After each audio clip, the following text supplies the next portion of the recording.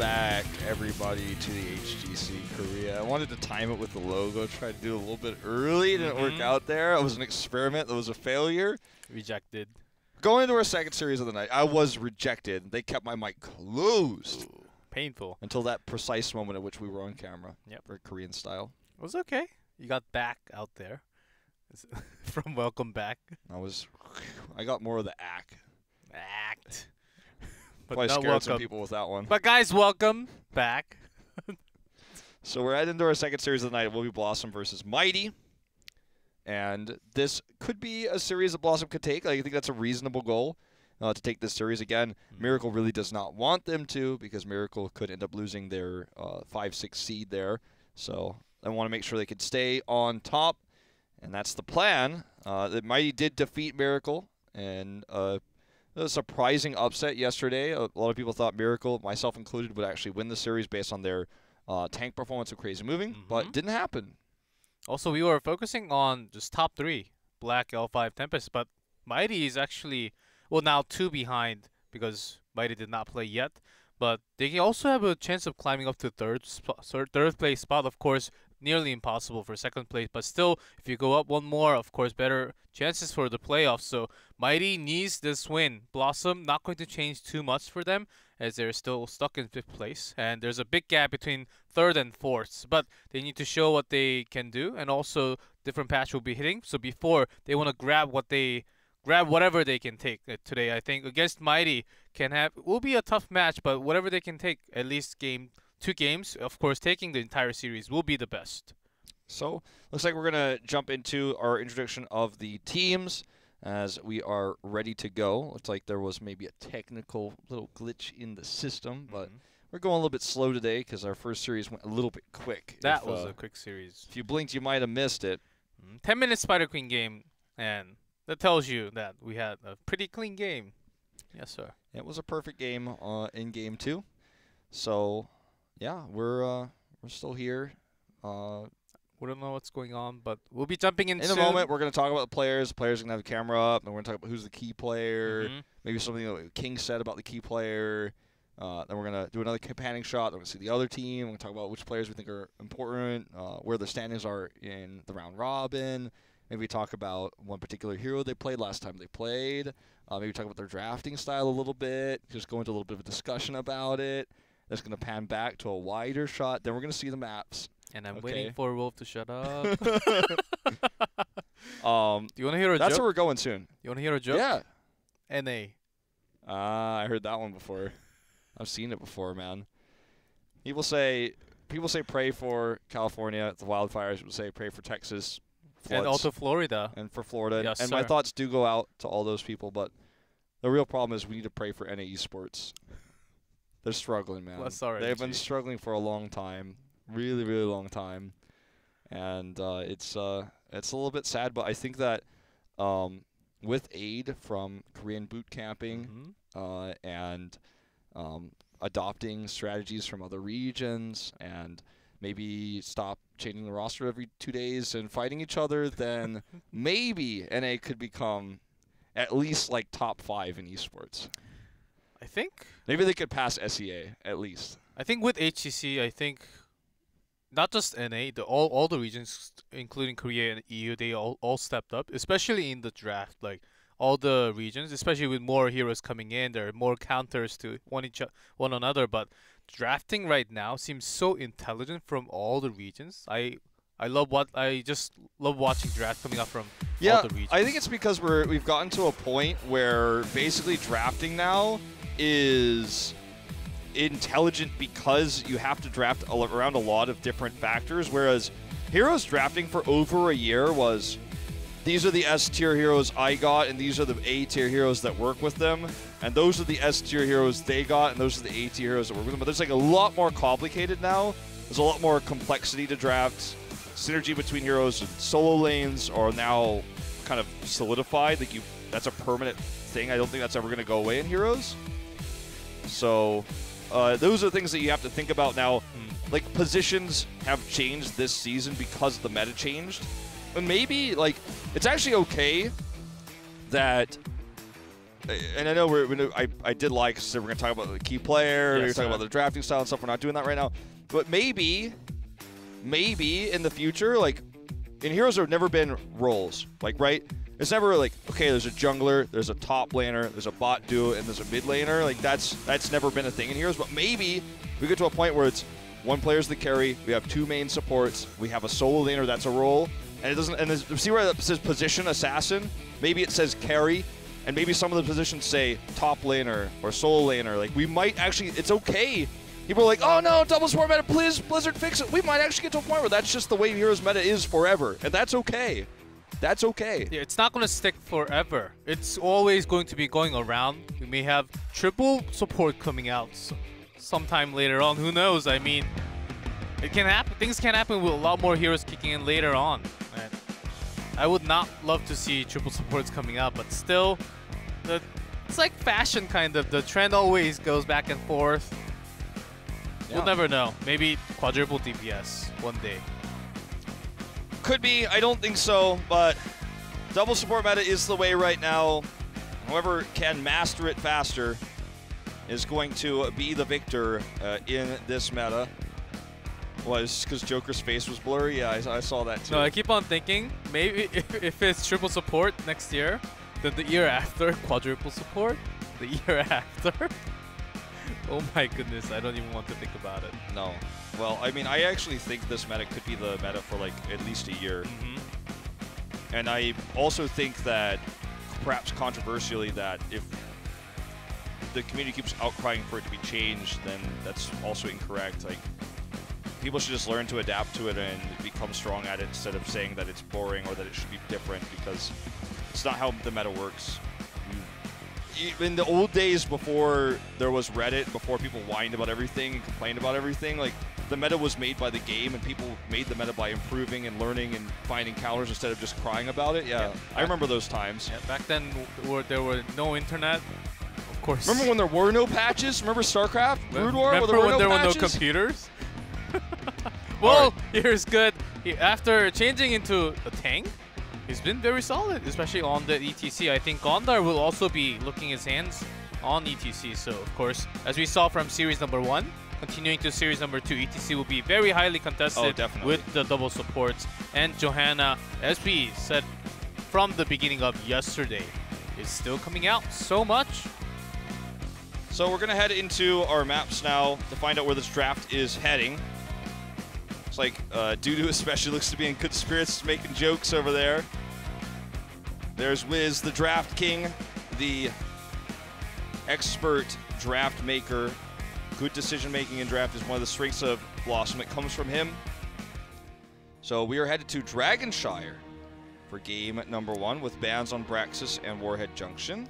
This is a big change coming out from Mighty, especially picking. They have been so good with the team fights, especially with Lunara, but not just with the team fight. Now they also consider about some globals macro, because in phase number 1, oftentimes they were out macroed all the time, even when they were having better draft, I believe. I think Mighty is very, very smart and talented in draft, even against Tempest, L5 Black. Sometimes still to this day, I think they win draft most of the time, but when they are out macroed, they lose the momentum, they lose the spirit to actually have the best team fighting ability. I think it's really coming in handy. They fought up, they're catching up to the macro, they're catching up with the global. It's really a balanced team now. I think in the playoff it'll really shine.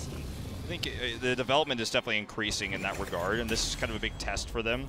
See how well they do on Dragonshire to control that element. As yesterday in the series against MVP Miracle, they also did take Dragonshire as their 3rd map, dominated there with the Chen play. ATC ban removed already.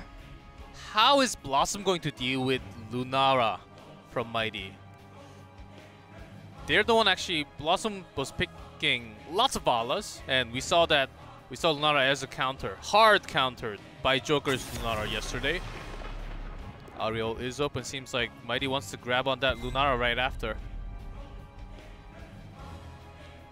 Okay, so Ariel's available. Does BlossoM take the risk? pulling it out early, trying to go to a sustain comp, winning the laning phase on the 4-man. With Malthael removed, I think it's a good move. Question is, will Mighty counter draft it with the Tastar Vala pick? They did prioritize Lunara with Tastar more than the Vala all 3 games yesterday. And Malthael was their second most picked solo laner. Will they bring in some stealth heroes, as you mentioned yesterday, like Zeratul? That's something I think would be a good way to deal with the Lunara. Mora did place a decent Zeratul. So here's a Genji. Haven't seen Genji in a while. Haven't seen him today. I know that's the meme, haven't seen Genji in a while, Resident Sleeper, but this is actually, we actually haven't seen him in a while. Actually, yes. And Genji's win rate in Korea, it's only about 40-ish%. But with Genji, this is a giant problem, though, Lunara, Ario. This is a huge mistake, I think. We talked about Wiz being the draft god, and so I have to I still don't agree with him here, but we have to trust that he's got a plan for this. If he is surprised by this, like if he's surprised by this at all, he literally did not do his research. This happened yesterday. I want to wait a little more and look into the draft until the second ban at least. But this feels dated. This feels ancient, what we're looking at from BlossoM. Now the new meta, which is crushing and dominating, has an insane win rate. Lunara with the Oriole. I don't know if it's even been defeated, actually, to be honest. It might not have been yet in this tournament. And now BlossoM is like, was just like, well, what do you guys think? I'm like, ooh, this is not a good sign. If it's not a good sign, they should have seen it coming. I think they should have. Like, you and I saw that coming a mile away when they locked in Genji, because Genji's old news. He's not the new meta. At least taking away Uther seems like a decent choice. Okay, a new Brock for Cocoon. Will Cocoon be the right answer? I can still bring Li Ming as a good Cocoon counter to use the Disintegrate to just remove the Cocoon ASAP. And BDG is a great Li Ming player. Of course, there were some role changes in the team. They need a strong solo laner now. I think Mighty actually should think about banning a solo laner, like a Sonya, Dahaka here, because they will, with the draft they have, never win the 4-man. Ever, ever, never, ever, ever, never, ever, ever, never, ever, never, ever win the solo lane, or sorry, the bottom lanes, like the 4-man rotation between mid and bot. Just never compete with Oriole Lunara, so they do ban the Dahaka, because now it's like, uh-oh, what if you can't win the solo lane or the bottom lanes? That's a big problem, isn't it? So Malthael's already banned, Dahaka's gone. And if Mighty takes Sonya, what if they take Sonya Tyrael? It's like, uh-oh, I guess you can't win any aspect of the early game now. They do have some gank potentials with Anubarak and Genji just ganking in with the extra damage. And Uther is a very good support. Their solo laning will be tough, as you mentioned. There's still a lot of room, but in order for Genji to swing all the blades and pick up kills, they need the main source of damage. Yeah, they will need. What is that DPS. going to be against the long-range Lunara with Auriel support? I don't know, man. It's tough. It might have to be a Tychus. Might have to be Ivala. I think Li Ming is just never going to be able to compete with this right now. I think it's about time we see cooldown from BlossoM. I think that's a good plan. He's got good wave clear. Good wave clear, decent sustain. Horrify can ruin this comp, definitely. Problem is he gets very much outranged by Lunara, but that's okay because they have a Nubarak, because a Nubarak is going to absorb a lot of that damage to allow Gul'dan to get into position if they pick him, which is still very much a smart choice. I mean, Lucio coming out as the second support. And do they just grab Sonya here? I think it would be pretty smart. Or they can wait for the last pick and pick up the tank right before. Having a solid tank, of course. Getting more stacks will make him tankier. So it's almost like Mighty is saying, okay, we picked Diablo and you guys have Genji. So basically pick a % damaged. And I guess Tychus is the only option. With Malthael banned already for the solo lane. Tychus can solo lane, but very weak against ganks sometimes. Yeah, I think Gul'dan is the answer. I think you already solved it. Gul'dan and a Soul Laner. You have the opportunity to pick Sonya now. You can do it. Is it strong here? No, but that's because you picked the Anub'arak, so you've kind of sacrificed the ability to have double support with this comp. You cannot run solo DPS Genji against this. It will not work.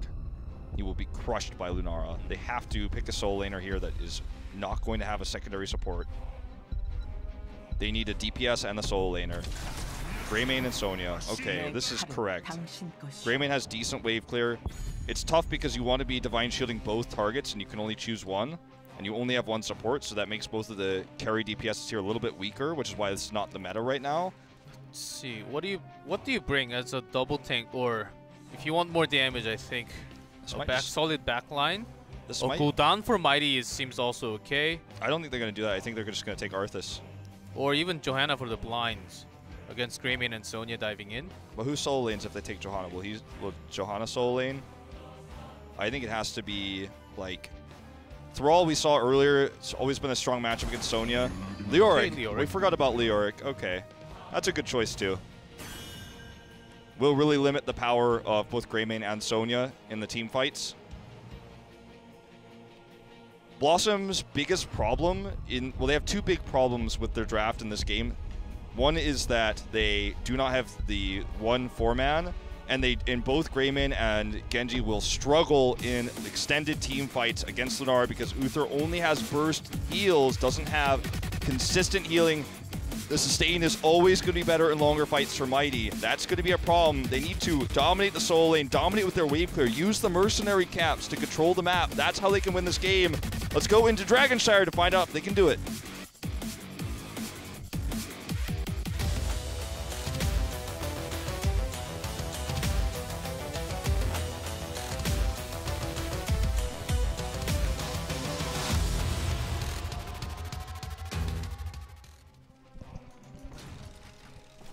BlossoM in blue, Wiz on Sonya, Gondar on Anub'arak, Mora on Greymane, Dudu on Genji, and No Chat on Uther. And in red, Mighty. Joker on Lunara, PTG on Leoric, Good on Diablo, Nasang on Lucio, and Magi on Ariel. Block for... even with the block, and Sonya also. Seems like a hard solo lane on top. You may see some not feeding, of course.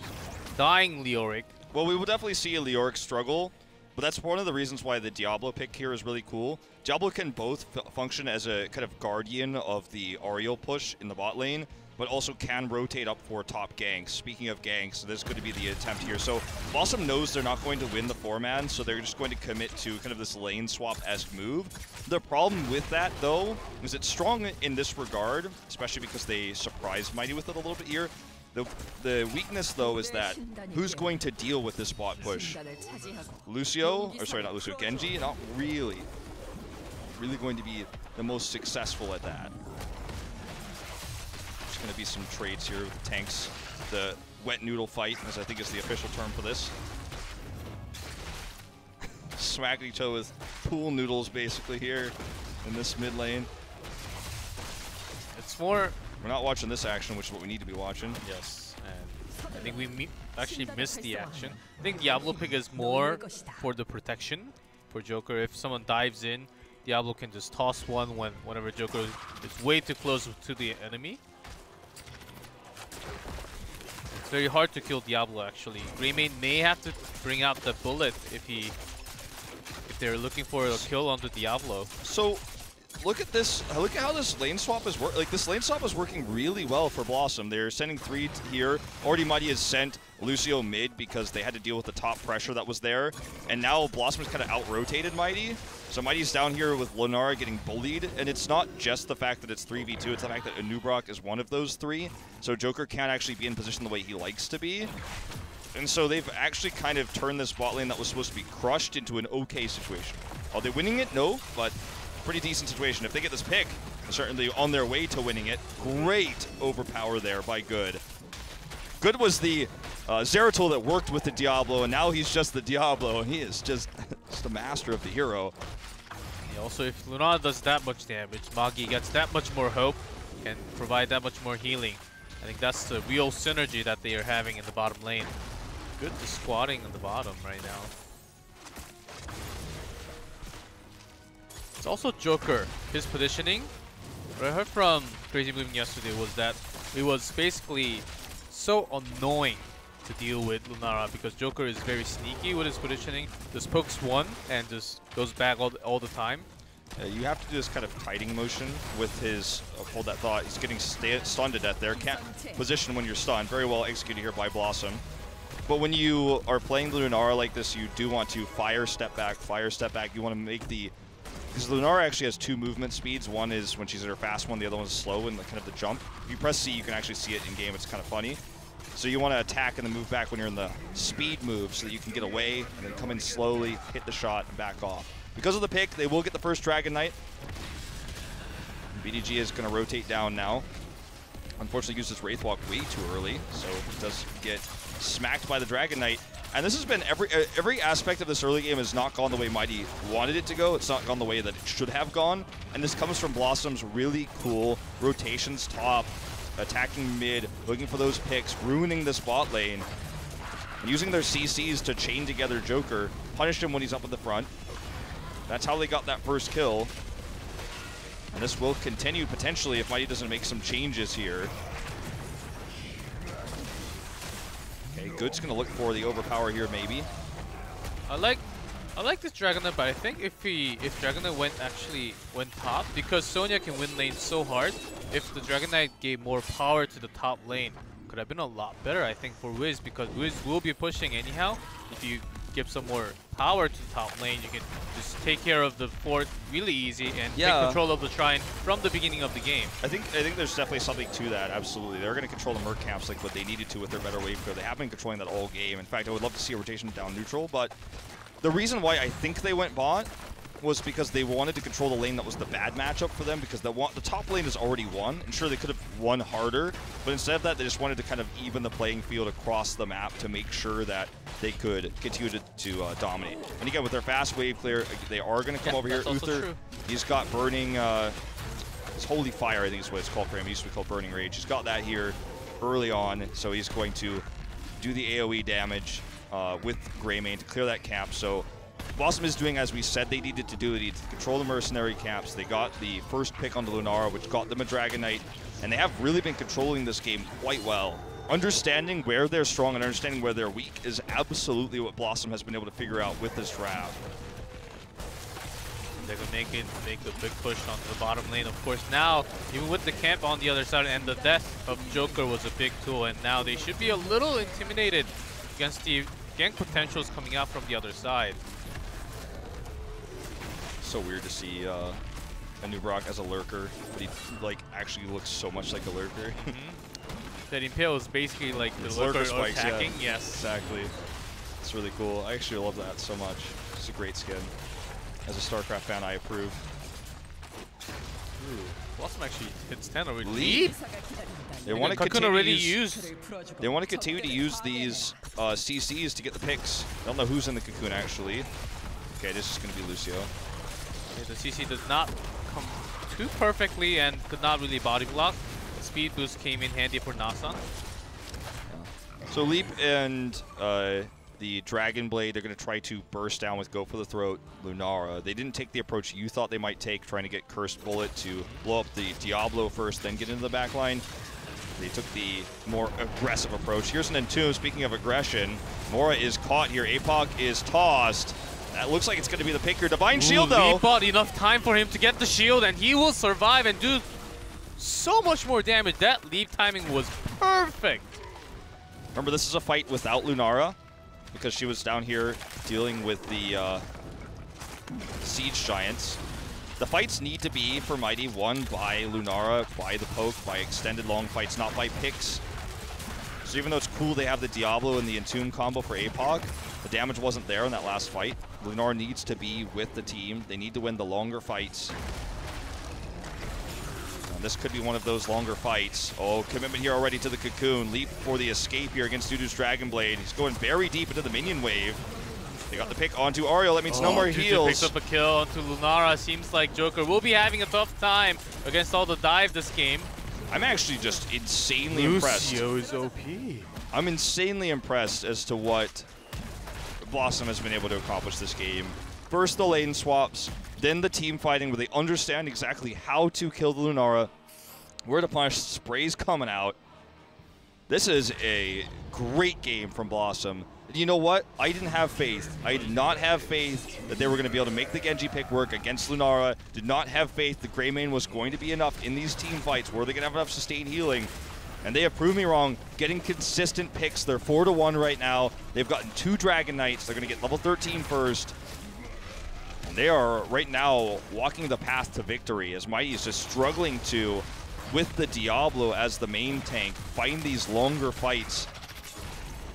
Just not as good at peeling as a hero like Muradin would be. It wasn't a total 5v5 fight between BlossoM and Mighty. Actually, BlossoM was finding the right hole when Mighty was spread it apart. They were trying to get some ganks by using the Cocoon to start off the team fight. Nice timing was the answer, but when it comes to 5v5, it may not be the same. But for now, BlossoM really taking control of the game with some kills. Oh. We're still in the early game, right? We're about to hit mid-game territory, and this missed the boot. This is not by any means a one game for BlossoM, but they are starting it off just right. Another good Cocoon here. Divine Shield a bit early in this fight, but again, Ariel's a target. They got the Aegis off this time. Immediately she dies afterwards, and now can Lunara do enough damage? I don't think so. Not going to happen. He's just trying to poke where he can. To be honest, it sounds like a really weird thing, but everyone's played against the guy or played with the guy, whether it's your friend or a random, who, I just want to wait and make sure he's not going to commit to the Entomb, who dies 3 times. So it's like, hey, Lunara, can you like position better? And you know what he says? He says, can you heal me better? No, he says, I have top hero damage. What are you talking about? And like that's the impression I get from Joker in this game right now. He's like really hyper aggressive, positioning himself against a team that has Anub'arak and Leap Sonya and Uther. So as well as he was able to position himself yesterday against MVP Miracle, who are running Valfurion, Gul'dan, okay, when he was positioning himself against the Dahaka, Muradin, when he was positioning himself against Leoric, he could do things like he's doing right now and get away with it, but against this composition, he's going to have a lot harder of a time. And it's always like he's trying to get damage done, but never getting kills. And this comp isn't able to empower him like the comps he had yesterday against this type of heavy dive. But we saw Joker doing tons of damage at late game. I think they need to buy some more time for Joker to put out that maximum amount of damage. Yeah, I mean, they certainly just need to make sure they keep these keeps alive. It's the thing, there's a Entomb coming out, perfect shield, APOC is still on cooldown, 3 seconds but Lucio blows up without the sound barrier. This could be a big trouble for Mighty. There's just not enough damage. Joker has to stay so far back that no one can damage these members when they're coming in. And cocooning the Ariel seems like a very good choice. Focusing one support, getting him deleted, and leaving the other one in the cocoon so they cannot be protected. This is the answer that BlossoM brought against Mighty's draft. And we've seen so many good Anub'arak games from Gondar throughout this phase 2, and he's been really impressive. He's lived up to the hype on this hero. He's lived up to the hype on ETC. Looks like they're going to get the counter kill onto BlossoM here. It's onto Dudu, sorry. But their approach is systematic as hell. It's force out the cocoon, force the Aegis, blow up Ariel with the Dragon Blade, and then win the fight afterwards. Joker is not doing any damage after that moment. This can be cancelled by a great APOC, of course. Right lens. I think Nasang's sound barrier timing is critical for Mighty right now. Certainly is. If used right before when BlossoM's engaging, I think it could be cancelled, which never happened yet. Another thing that we're seeing too is Lunara. She's not bursty like a mage. She's not bursty like a Vala can be for damage. They really want this pick. I don't think they're going to get it. Mora escapes. There's a leap. Leap onto Joker. He's caught here. He will get out. The cocoon is there. Greymane did actually die during all this, so Genji's the only DPS. And Lucio's getting the DK. Meanwhile, it's happening. Dragon Blade with Divine Shield. Joker. He's dead. Sound barrier only on himself. And there is no Dragon Knight channeled here. This is he could have at least got Dragon Knight. Yeah, he didn't though. And Nasang. I thought they were buying time so that he could get Dragon Knight. They didn't. do anything for that fight. They just got a kill on the Greymane, but could have been a good chance for them to pick up some EXP, but they're trying to get picks no. with the Diablo and the Entombs, the Entomb Apox. But this comp is not designed to do that. It's designed to win longer fights, not get picks. They're falling apart. Leoric is supposed to be the sole laner you pick that can roam between lanes, get you experience leads, and do okay against Sonya. Not to be the combo guy with the Diablo, while Joker can't even hit autos when the Entomb combo comes off because the threat is so real from the Sonya, from the Anubrak, the cocoons that are coming out. And this draft is just, as you say, they're falling apart, but I think this draft, as okay as it was and as strong as it was supposed to be in the early game, they lost the early game and now they just can't win fights. They're not sure how to do it. I feel like this draft could win, but it just doesn't seem like they know how to make that happen. If they at least took the Dragon Knight and get the top 4 out of the way, I think they could have had the control onto the top at least and not lose the momentum, catch up in some EXP, maybe have a good comeback into the game. But with this Dragon Knight, third Dragon Knight going to BlossoM, I think I'm worried that the snowball may have been maybe too big, actually. I think if they survive here with the keep, there's still hope. If they keep the keep alive, which looks like they certainly will with only 10% left on that Dragon Knight, I think they certainly still could come back to win this. But BlossoM taking this advantage into a bigger one, sending Genji mid, sending Sonya top to get faster soak. So I'm looking at every aspect of this game right now. I'm looking at the builds. Everything is standard on Mighty side, nothing crazy. I think that they need to stop being so hyper aggressive because BlossoM has the better dive. Their comp isn't a dive. If they had Genji, sure.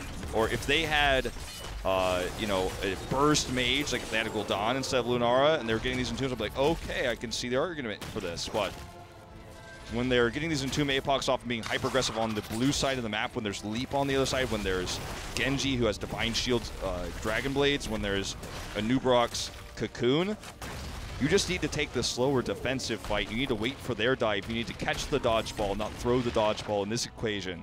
I think that could be a better reaction that Mighty definitely can have in the later team fight, especially when Joker is poked out during the fight all the time and Ariel's not getting any hope if Joker is poked out. Ganking Nubarak, is that going to work? Nope. Okay. And because meanwhile they've been losing, they are losing in macro and ganking on Nubarak. I think they're choking right now in shot calling. And they have to make something work because BlossoM is about to hit 20 very soon. With this 4th down, I think they can actually hit 20. Well, I think that Mighty should not try to make something happen anymore. That window's closed. They're just going to take this cap. They need to just make sure they don't lose a keep before 20. I think that's the idea with shrines coming up. I think they have to commit like a 4-man to a shrine just to make sure they never lose it. And then tank, turtle up. Let's see how this pans out. Let's see what BlossoM wants to do because Mighty will have to respond. They can allow a Dragon Knight. There's different ways to make sure that that doesn't happen, but they can't be hyper aggressive again because 20 is up. We've seen some miracle 18 versus 20 fights. We saw it from L5 yesterday. But sorry, from Tempest yesterday. But this is not the situation they wanted in. Gondar is hidden. I don't think they know he's there. Oh, Cocoon's already out and Joker's just trying to free his support from the Cocoon. Sound Barrier is okay here. Leoric's going to try to go for the flank Entomb. Here it is. Does block Gondar here. Divine Shield used early, actually, onto Mora. This is one of the best opportunities Mighty's going to have for the longer fight. Joker super aggressive. With the lead coming in, Nasang has a speed boost. Is it going to be enough? Not much damage actually done from Joker. But look at how much more success they had when they took the defensive fight.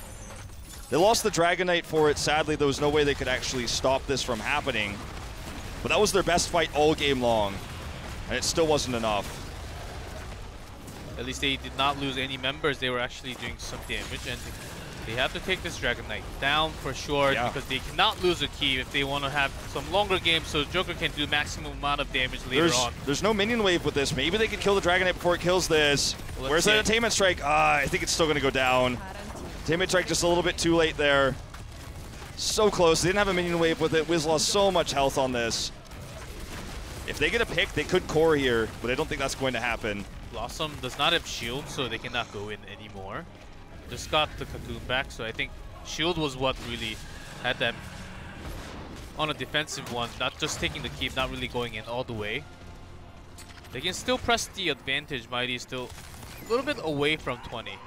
This push at the top lane too, because the camp player is actually he's going to eventually get those cannon towers. That might push Mighty back to 20. Ooh, this is a risk. Committing into this, being aggressive. It's not worked for them so far. No, now they're out of position. Lucio's down there. This position is very awkward and weird for Mighty.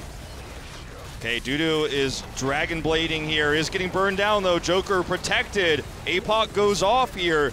Diablo is going to lose all of his stacks though. And Ignore Pain for Wiz makes him basically invulnerable. Magi is going to drop that last heal. Joker's still alive though. And they're about to hit 20.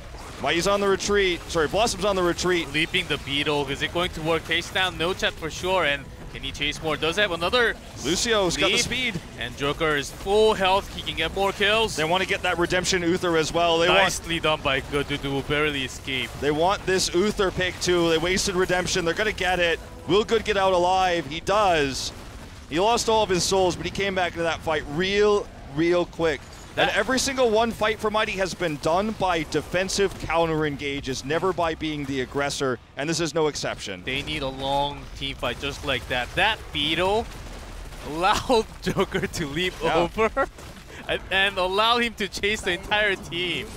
Beetles are just MVP Beetles, of the team fight. Look, they get Dahaka tongue grabbed, which happened yesterday. Now they're just being used and abused by Lunara leaps. We're going to even up the keeps with this. It looks like they really desperately need it. And they're even proxying the cannon towers here. The sentry tower is firing, but it is going to be the end of that keep. Not the keep they wanted. In fact, the core is under attack. Of course. But they evened up keep pressure. This is crazy. They win one team fight and get the maximum with the chase. That's why Lucio was so good with Lunara. Yeah, it's a massive comeback. And now this game's more than even. Joker's doing tons of damage. Now, after that team fight, they finally understood how to team fight against. Even though they lost one of their members before, I thought the sound barrier was very off and a little bit late. But BlossoM, they were also too excited and got way too excited, overextended. Well, catch-up experience is real. They're basically even in experience. They will be ahead in experience soon, so they'll get a small scaling advantage. I thought we were going to see Crater after seeing Leap, because if you just crate Lunara, then you can just focus fire. Lunara cannot really... Well, does have Leap available, I guess. That's a great solution. Never mind. Well, I mean, Nerves of Steel... Lunara's not getting out with Leap, though, right? So you could use it on Lunara. Nerves of Steel is just so standard. And sometimes you don't think about things like this on the fly, and it's going to power Sonya in those longer fights where they're weakest. So I like both options, but I think this is the one that Who's is more likely to choose just given the meta. Look at how careful BlossoM is being right now. They don't want to take another failed engage. Looking for Good here. Does have his bolt. Nice thing to block the zoning. Who takes a lot of damage and... Okay, there's the bolt. That was a great bolt there. And he survives, actually, because of the Aegis. And now the longer fight. Could they get the chase? That's a big question here. Are they going to go for the chase here? They have Lucio. I don't want to watch these Merc camps right now. Okay, they're getting out. Everyone mounted. I wasn't sure if they were mounted or not.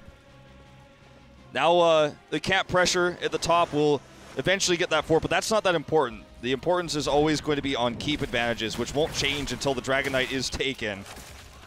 They're going to try to sneak this bottom one. It's not really that much of a sneak. I should say capture. It's not very sneaky how they're doing it here. Lunara is the target. No leap, no Cocoon available. Also, there's a good deflect onto Good. Dragon Blade doing some damage, but this APOC will Oh, sound barrier is so good again. Good stays alive here. He was the target. And he's surviving for so long. Another heal comes out. Okay, here's the Ignore Pain, though, from Wiz. But Dudu's dead, and Joker did so much damage that Magi is back to full health. Kun used, and Ariel cannot heal anymore. They've got Lucio still. But Joker's doing tons of damage. Leap, another leap will be back in 4 seconds. This is a chase. No one's getting out of this. This can be a game. This is going to be game. No one's getting home from this one. Uther might from the Redemption.